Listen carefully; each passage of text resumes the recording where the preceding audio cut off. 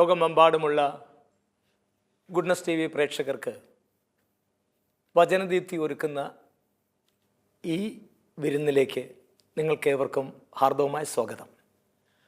പ്രിയപ്പെട്ട ദൈവമക്കളെ, ഈ മണിക്കൂറിൽ നമ്മൾ മാനസാന്തരം എന്ന വിഷയത്തിലൂടെ കടന്നു പോവുകയാണ്. എന്താണ് മാനസാന്തരം?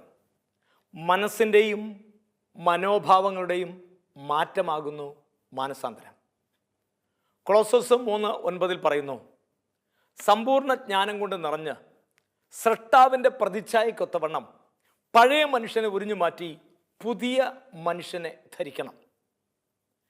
പുതിയ മനുഷ്യനെ ധരിക്കണമെന്ന് പറയുമ്പോൾ ഒരു പുതിയ സൃഷ്ടിയാവുക എന്നതാണ് പരമപ്രധാനം. ഗലാത്യക്കാർക്ക് എഴുതിയ ലേഖനം 6-ാം അധ്യായം അതിൻ്റെ 16-ാം വാക്യത്തിൽ പറയുന്നു, പുതിയ സൃഷ്ടിയാവുക എന്നതാണ് പരമപ്രധാനം.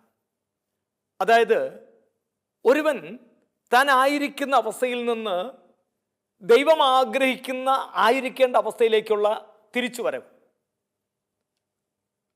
തിരിച്ചുവരവ് ദൈവം നമ്മളെ നിന്ന് ആഗ്രഹിക്കുന്ന ആ ഒരു മാനസാന്തരത്തിൻ്റെ അവസ്ഥ. പഴയതെല്ലാം കടന്നു പോയിട്ടൊരു പുതിയ കാഴ്ചപ്പാടുണ്ടാവുക, പുതിയൊരു ചിന്താമണ്ഡലം കണ്ടെത്തുക, അവരിനോടുള്ള കാഴ്ചപ്പാടുകൾ മാറുക, നിന്നിലെ നാറ്റം മാറി ഒരു മാറ്റം ആവശ്യമാണെന്ന് ദൈവം കണ്ടതുകൊണ്ട് എന്നെയും നിങ്ങളെയും വിളിച്ചു വചനം കേൾക്കാൻ നമുക്ക് അവസരമൊരുക്കി.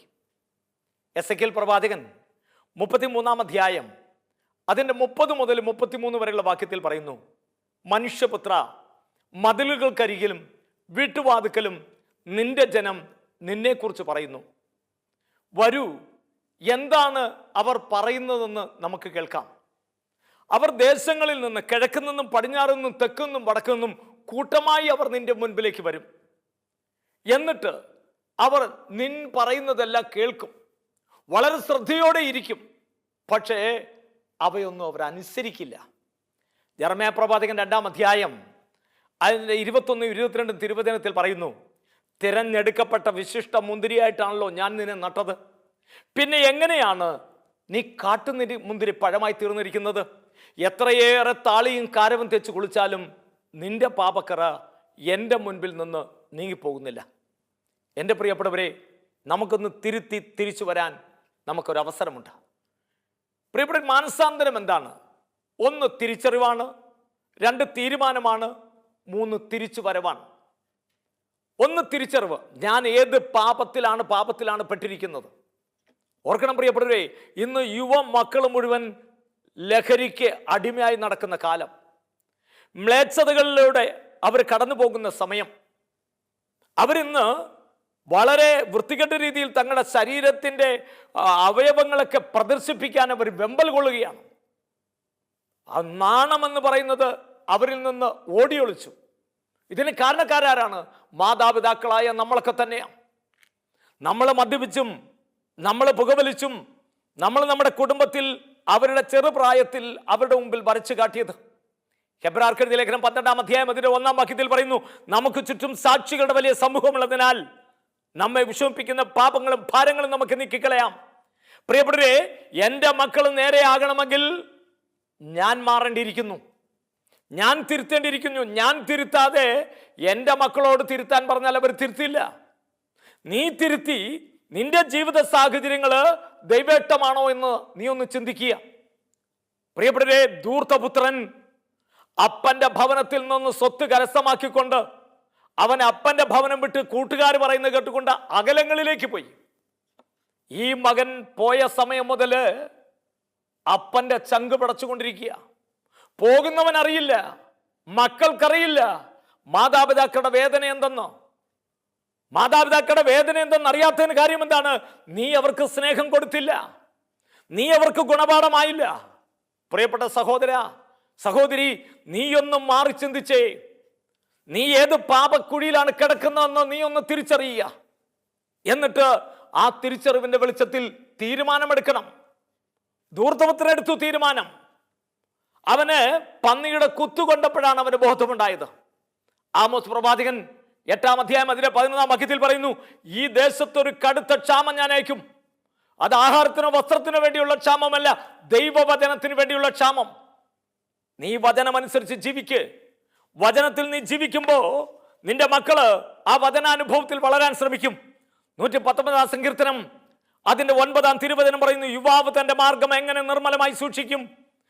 അങ്ങയുടെ വചനമനുസരിച്ച് വ്യാപരിച്ചുകൊണ്ട്. വീണ്ടും അതിന്റെ 11 തിരുവചനം പറയുന്നു, കർത്താവേ, അങ്ങയ്ക്കെതിരായി പാപം ചെയ്യാതിരിക്കേണ്ടതിന് ഞാൻ അവിടുത്തെ വചനം എൻ്റെ ഹൃദയത്തിൽ സൂക്ഷിച്ചു.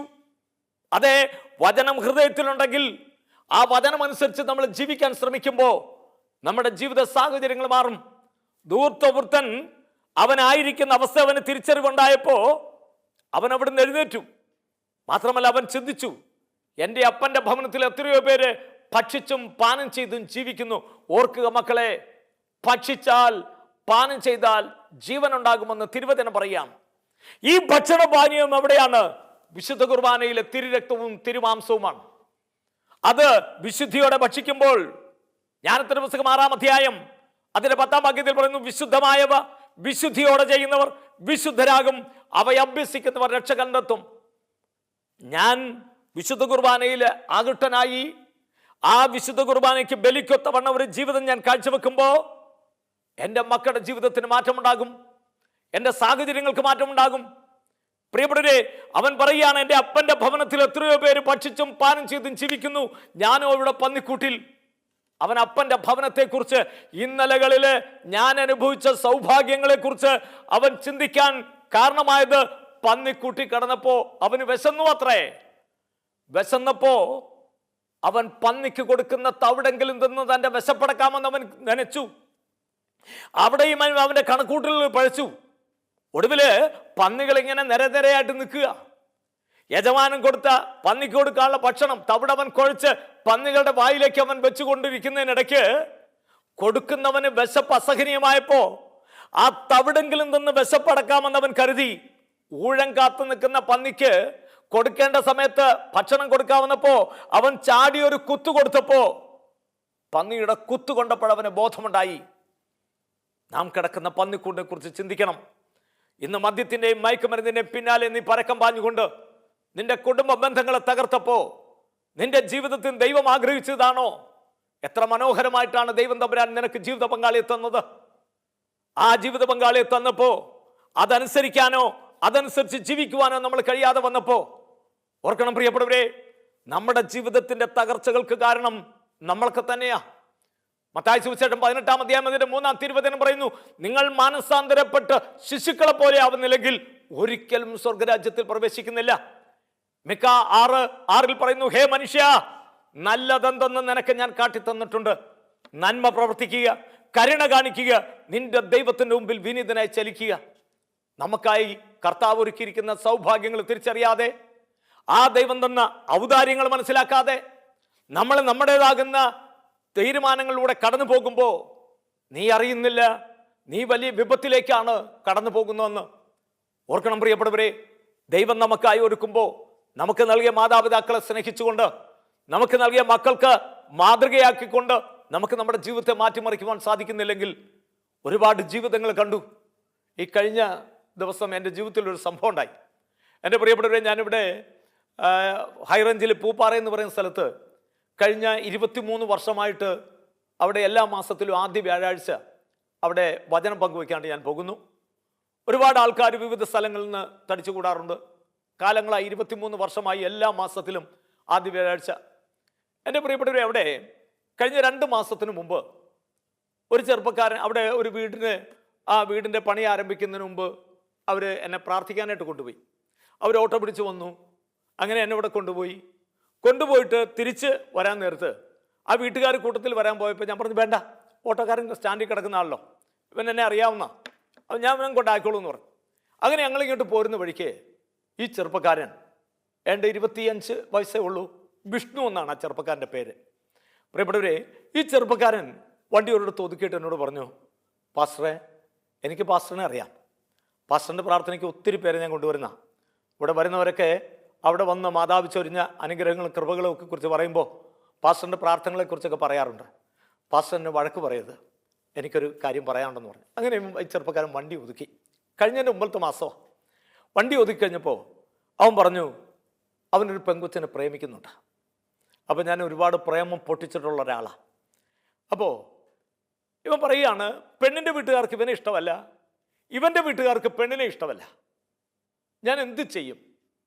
അപ്പം ഞാൻ പറഞ്ഞു, എടാ കൊച്ചേ, കാര്യം ശരിയാണ്, നിന്റെ മാതാപിതാക്കൾക്കും അവരുടെ മാതാപിതാക്കൾക്കും നിങ്ങളുടെ ബന്ധം ഇഷ്ടമല്ല എന്നുണ്ടെങ്കിൽ നിങ്ങൾ ഇതിൽ പിന്തിരിയുന്നതാണ് നല്ലത്.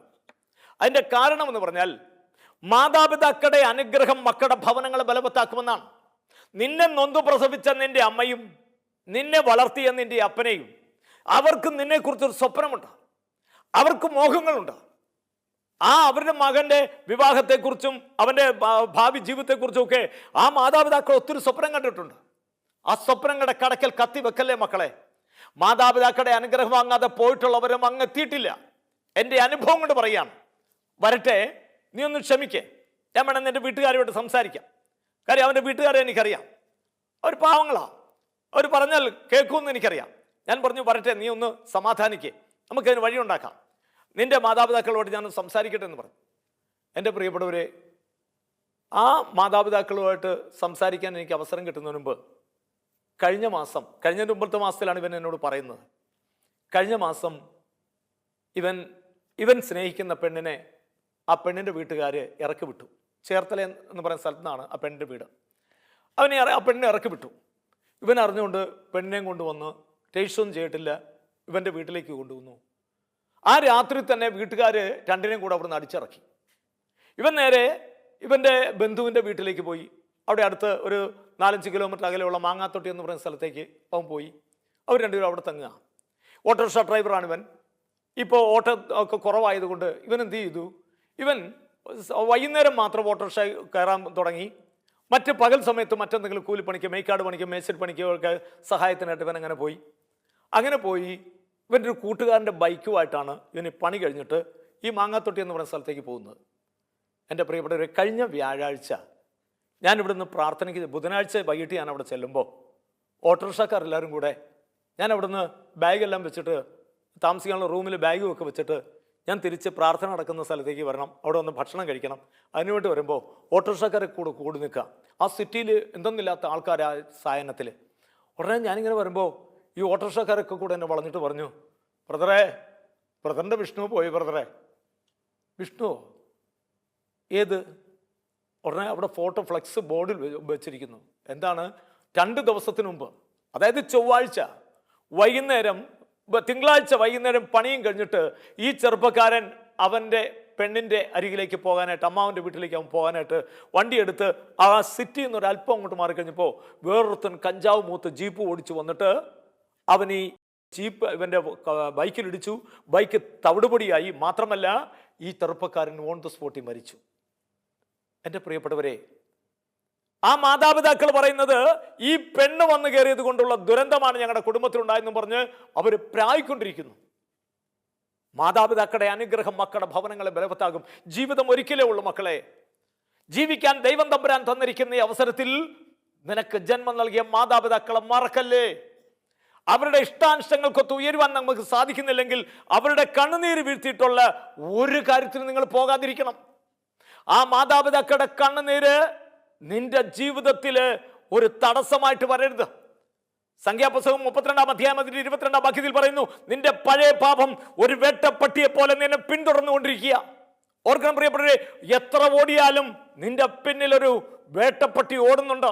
നീ ചെയ്തു കൂട്ടിയ പാപങ്ങൾ, നിന്റേതാകുന്ന അപരാധങ്ങൾ, അവയൊക്കെ വെറുത്തുപേക്ഷിച്ച് നിർമ്മല മനസാക്ഷിയോടുകൂടി ദൈവത്തിന്റെ സന്നിധിയിലേക്ക് വരുമ്പോൾ, പ്രിയപ്പെട്ടവരെ, സക്കേവൂസ് എന്ന് പറയുന്ന ചെറുപ്പക്കാരൻ, അവൻ യേശു എന്ന രക്ഷകനെ കുറിച്ച് കേട്ടപ്പോൾ മുതൽ, ആ യേശുവിനെ കുറിച്ച് കേട്ടപ്പോ റോമാ 10:17 പറയുന്നു, വിശ്വാസം കേൾവിയിൽ നിന്നും, കേൾവി ക്രിസ്തുവിനെ കുറിച്ചുള്ള പ്രസംഗത്തിൽ നിന്നുവാ. ആ യേശു എന്ന സത്യത്തെ, രക്ഷകനെ കുറിച്ച് കേട്ടറിഞ്ഞ സക്കായി ആ യേശുവിനെ ഒന്ന് കാണണമെന്ന് അവനൊരാഗ്രഹമായി. അവൻ എന്ത് ചെയ്തു? മുന്നമേ ഓടി. അവൻ ഓടി എവിടെയെങ്കിലും ചെന്ന് നിൽക്കുമ്പോൾ, ഈശോ വരാൻ സമയമാകുമ്പോൾ അവന്റെ മുൻപിൽ വലിയൊരു ജനാവലി വരും. ഇവനേക്കാൾ ഉയരമുള്ളവർ അവന്റെ മുമ്പിൽ വരുമ്പോൾ ഇവന് മാർഗതടസ്സമായി അവൻ മുന്നമേ ഓടിക്കൊണ്ടിരിക്കുന്നു. ഒടുവില് അവനൊരു സിക്കമൂർ മരത്തിൽ അള്ളിപ്പിടിച്ച് കയറുകയാണ്.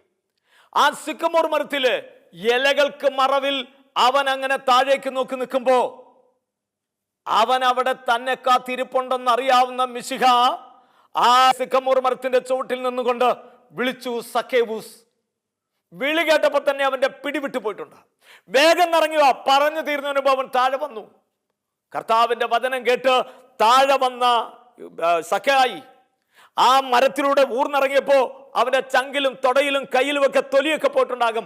ആ ഊത്തിൽ നിൽക്കുമ്പോ യേശു എന്ന രക്ഷകനെ കണ്ട് ആ വലിയ ഒരു അവസ്ഥയിലേക്ക് അവൻ അങ്ങനെ നിൽക്കുമ്പോഴാണ് പറയുന്നത്, അവൻ വേഗം ഇറങ്ങി വരാൻ പറഞ്ഞപ്പോ അവൻ പറയുകയാണ്, കർത്താവേ, ആരുടെതെങ്കിലും കവർന്നെടുത്തിട്ടുണ്ടെങ്കിൽ ഞാൻ ഇരട്ടിയായി തിരിച്ചു കൊടുക്കാം. ആരുടെതെങ്കിലും കവർന്നെടുത്തിട്ടുണ്ടെങ്കിൽ 4 ഇരട്ടിയായിട്ട് തിരിച്ചു കൊടുക്കാമെന്ന് പറയുവാൻ അവന് മനസ്സ് വന്ന ആ മനോഭാവത്തിന്റെ പേരാണ് പ്രിയപ്പെട്ടവരെ മാനസാന്തരം എന്ന് പറയുന്നത്. മാനസാന്തരപ്പെട്ട് ശിശുക്കളെ പോലെ ആവണമെന്ന് പറയുമ്പോൾ എന്റെ പ്രിയപ്പെട്ടവരെ, ദാവീദ് യെശയ്യാ പ്രവാചകൻ 55-ാം അധ്യായം 3-ാം തിരുവചനം പറയാണ്, ദാവീദ് എന്ന് പറയുന്ന രാജാവ് അരുതായ്മകൾ പലതും ചെയ്തു. അരുതായ്മകൾ പലതുമൊക്കെ ചെയ്തു കൂട്ടിക്കഴിഞ്ഞപ്പോ, ഓർക്കണം പ്രിയപ്പെട്ടവരെ, യുദ്ധം നടക്കുന്ന സമയത്ത് യുദ്ധത്തിൽ ഏർപ്പെട്ടിരിക്കുന്ന പടയാളികൾക്ക് ഊർജം പകരുവാൻ രാജാവ് ആ യുദ്ധം നടക്കുന്ന സ്ഥലത്തുണ്ടാകേണ്ടത് ആവശ്യമാണ്. അന്നൊരു ദിവസം യുദ്ധം കൊടുമ്പിരിക്കൊണ്ടിരിക്കുന്ന സമയത്ത് ദാവീദ് രാജാവ് ഊണ് കഴിഞ്ഞ നേരത്ത് മട്ടുപ്പാവിലൂടെ ഉലാത്തുമ്പോ 4-5 പെണ്ണുങ്ങള് അവിടെ ആറ്റിൽ വന്ന് തിമിർത്ത് കുളിക്കാൻ തുടങ്ങി.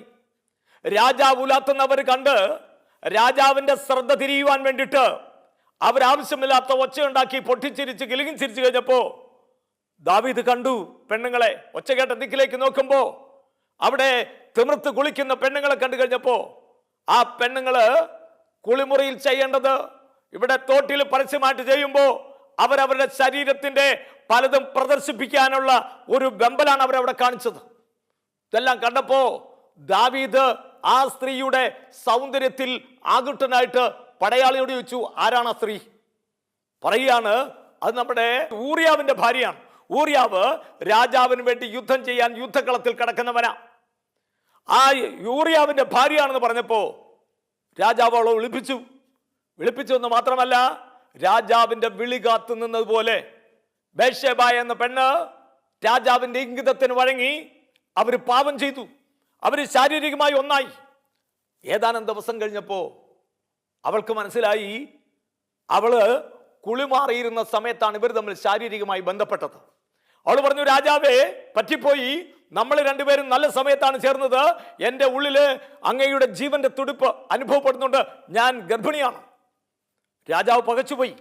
ഭർത്താവ് സ്ഥലത്തില്ലാത്തപ്പോ ഭാര്യ ഗർഭിണിയായിട്ടുണ്ടെങ്കിൽ അന്നത്തെ നാട്ടു നടപ്പനുസരിച്ച് അവളെ കല്ലെറിഞ്ഞു കൊല്ലണമെന്ന. അങ്ങനെ കല്ലെറിഞ്ഞു കൊല്ലേണ്ട ആ സമയത്ത് രാജാവ് എന്ത് ചെയ്തു? ആളയച്ച് യുദ്ധക്കളത്തിൽ യുദ്ധം നടക്കുമ്പോ പടത്തലവൻ യോവാബിനെ വിളിക്കേണ്ടതിന് പകരം വെറുമൊരു കൂലിപ്പട്ടാളമായ ഊറിയാവിനെ രാജാവ് വിളിപ്പിക്കുന്നു. യുദ്ധക്കളത്തിലെ വിശേഷങ്ങളൊക്കെ അന്വേഷിച്ചിട്ട്, യുദ്ധക്കളത്തിലെ വിവരങ്ങളൊക്കെ അന്വേഷിച്ചിട്ട് അവനെ ആവോളം മദ്യം കൊടുക്കുന്നു. അവൻ ആവശ്യത്തിന് അധികം മദ്യം കൊടുത്തിട്ട് അവനോട് പറയുകയാണ്, നീ ഭവനത്തിൽ പോയി വിശ്രമിക്കുക. അന്ന് ദാവീദ് രാജാവ് സുഖമായിട്ട് ഉറങ്ങി. കാരണം ഇന്ന് ഊറിയാവ് അവന്റെ ഭവനത്തിൽ പോയിട്ടുണ്ടെങ്കിൽ, അവന്റെ ഭാര്യയോടൊത്ത് ശയിച്ചിട്ടുണ്ടെങ്കിൽ, വരും നാളുകളിൽ ആ ഗർഭത്തിന്റെ ഉത്തരവാദം അവന്റെ തലയിൽ കെട്ടിയേൽപ്പിക്കാമെന്ന് ദാവീദ് രാജാവ് വിചാരിച്ചു. താൻ ചെയ്ത അപരാധം മറയ്ക്കാൻ വേണ്ടിയിട്ട് മറ്റ് പല അവനെ മദ്യപിപ്പിക്കുന്നു. ഒടുവില് നേരം വെളുത്ത് രാജാവ് എഴുന്നേറ്റ് വരുമ്പോ ഇതാ നടുത്തളത്തിൽ കിടന്നുറങ്ങുന്ന ഊറിയാവിനെയാ കാണുന്നത്. ചോദിച്ചു, നീ പോയില്ലേ? അവൻ പറയാണ്, രാജാവേ, എൻ്റെ കൂടെയുള്ള പടയാളികളൊക്കെ മഞ്ഞും മഴയും കൊണ്ട് യുദ്ധക്കളത്തിൽ കിടക്കുമ്പോ എനിക്ക് എങ്ങനെ എൻ്റെ ഭവനത്തിൽ പോയി സന്തോഷിക്കാൻ സാധിക്കും? നോക്കുക, രാജ്യത്തോട് കൂറുള്ളവൻ, തൻ്റെ സഹചാരികളോട് കൂറുള്ളവൻ, അവൻ പോയില്ല. അവൻ ചോദിക്കുകയാണ്, എങ്ങനെ ഞാൻ എൻ്റെ ഭവനത്തിൽ പോയി സന്തോഷിക്കാൻ പറ്റും? അടുത്ത ദിവസവും അതിനടുത്ത ദിവസവും രാജാവ് ഊറിയാവിന് മദ്യം കൊടുത്തു. ഒരു ദിവസവും പോയില്ല. മൂന്നാമത്തെ ദിവസം ദാവീദ് രാജാവ് എന്ത് ചെയ്തു? ഊറിയാവിന്റെ കയ്യിൽ ഊറിയാവിനെ കൊല്ലാനുള്ള മരണച്ചീട്ടും കൊടുത്തു വിടുമ്പോ, പോകും വഴിക്ക് ഒരിക്കലെങ്കിലും അവനത് തുറന്നു നോക്കിയിരുന്നെങ്കിൽ അവനത് വലിച്ചെറിഞ്ഞാനെ. പക്ഷേ രാജാവിനോട് സ്നേഹമുള്ളവനായതുകൊണ്ട്, വിശ്വാസമുള്ളവനായതുകൊണ്ട്, വിശ്വസ്ത പടയാളിയായതുകൊണ്ട് അവന് ആ കിട്ടിയ തിട്ടൂരവും കൊണ്ട് അവൻ നേരെ നെളിഞ്ഞു പിടിച്ചുകൊണ്ട് കൊട്ടാരത്തിലേക്ക് യുദ്ധക്കളത്തിലേക്ക് എന്ന് രാജാവിൻ്റെ ഊറിയ പടത്തലവനെ ഏൽപ്പിക്കുമ്പോൾ അവനും വലിയൊരു പ്രതീക്ഷയുണ്ടായിരുന്നു. പക്ഷെ എന്ത് സംഭവിച്ചു? പടത്തലവനായ യോവാബ് ആ തിട്ടൂരം വാങ്ങി തുറന്നു നോക്കുമ്പോൾ കാണുകയാണ്, യുദ്ധം മുറുകുമ്പോൾ ഇവനെ ഏറ്റവും മുൻപന്തിൽ നിർത്തുക, ഇവനെ ചതിവിൽ കൊന്നിട്ട് വിവരം എന്നെ അറിയിക്കുക. പ്രിയപ്പെട്ടവരെ, ഒടുവിൽ യുദ്ധം നടത്തി യുദ്ധക്കളത്തിൽ മുൻപിൽ നിർത്തിക്കൊണ്ട് ഊറിയാവിനെ മുന്നിൽ നിർത്തിക്കൊണ്ട് യുദ്ധം ചെയ്തു. ആ യുദ്ധത്തിൽ ഊറിയാവിന് വാൾമുനയേറ്റ് പടയാളികളുടെ ശത്രു സൈന്യത്തിന്റെ വെട്ടേറ്റ് ഊറിയാവ് പെടഞ്ഞു മരിച്ചു കഴിഞ്ഞപ്പോൾ അവന്റെ ബോഡി രാജകൊട്ടാരത്തിൽ കൊണ്ടുവരികയാണ്. രാജകൊട്ടാരത്തിൽ കൊണ്ടുവന്ന് പൊതു ദർശനത്തിന് വെച്ച് കഴിഞ്ഞിട്ട് രാജാവ് തന്റെ സങ്കടം രേഖപ്പെടുത്തിക്കൊണ്ട് നാട്ടുകാരോട് പറയാണ്, നമുക്ക് വേണ്ടി, നമ്മുടെ നാടിന് വേണ്ടി യുദ്ധം ചെയ്യാൻ പോയ ഊറിയാവിന് ഉണ്ടായ ദേഹവിയോഗം കണ്ടുകൊണ്ട് അവന്റെ കുടുംബം അനാഥമായതുകൊണ്ട് നാം ഇന്നു മുതൽ ഒരു തീരുമാനമെടുക്കുന്നു. അവന്റെ ഭാര്യ നമ്മുടെ അന്തഃപുരത്തിൽ നമ്മുടെ റാണിമാരിൽ ഒരാളായിട്ട് കഴിഞ്ഞുകൊള്ളട്ടെ. രാജാവിന്റെ നീതിബോധത്തെക്കുറിച്ചൊക്കെ ജനം ആർത്തുപാടി. ഇങ്ങനെ നീതിയോടെ രാജാവ്, ഇങ്ങനെ നീതിയോടെ രാജ്യം ഭരിക്കുന്ന രാജാവ്, അവരൊക്കെ ആർത്തുപാടി. പ്രിയപ്പെട്ടവരേ, അങ്ങനെ ഇരിക്കുമ്പോൾ നാഥാൻ എന്ന് പറയുന്ന പ്രവാചകൻ വരികയാണ്. നാഥാൻ എന്ന് പറയുന്ന പ്രവാചകൻ വന്ന് ദാവീദ് രാജാവിനോട് ഒരു കഥ പറഞ്ഞു. രാജാവെ, അങ്ങറിഞ്ഞില്ലേ, അങ്ങയുടെ നാട്ടിൽ 100 ആടുള്ള ഒരു യജമാനൻ, അവന്റെ വീടിന് പറ്റേ ഒരു പാവപ്പെട്ട കർഷക തൊഴിലാളി താമസിക്കുന്നു. അവന്റെ വേലക്കൂലി മിച്ചം വെച്ചത് സ്വരുക്കൂട്ടി അവനൊരു പെണ്ണാടിനെ വാങ്ങി. ആ പെണ്ണാട് അവന്റെ മക്കളോടൊപ്പം കളിക്കുന്നു, മക്കളോടൊപ്പം ശയിക്കുന്നു, മക്കളോടൊപ്പം കുളിക്കുന്നു. ആ മക്കളിൽ ഒരാളെ പോലെ ആട് വളരുമ്പോ 100 ആടുള്ളവന്റെ വീട്ടിൽ ഒരു വിരുന്നുകാരൻ വന്നപ്പോൾ അവനെ സൽക്കരിക്കാൻ വേണ്ടി ഈ പാവപ്പെട്ട കർഷക തൊഴിലാളിയുടെ വേലക്കൂലി മിച്ചം വെച്ച് കൂട്ടിയൊരുക്കിയ ആ വാങ്ങിയ ആടിനെ ബലാത്കാരമായി കൊണ്ടുപോയി കശാപ്പ് ചെയ്ത് വന്ന വിരുന്നുകാരന് വിരുന്നൊരുക്കി. ഇത് ന്യായമാണോ രാജാവേ? ദാവീദ് ചാടി എന്നിട്ട് പറയാണ്, അവൻ ആരാണെങ്കിലും അവൻ ശിക്ഷിക്കപ്പെടണം. നാഥാൻ പ്രവാചകൻ പറയാണ്, ആ പാപി നീ തന്നെ. നീ ആരെന്ന് നീ അറിയണം. വെറും ആടുകളെ വെച്ച് നടന്ന നിന്നെ ഈ നാട്ടിൽ കൊണ്ടുവന്ന് നിന്നെ രാജാവാക്കിയ ദൈവം നിനക്ക് നൽകിയ സൗഭാഗ്യങ്ങളെല്ലാം മറന്ന് നീ എന്ത് ചെയ്തു?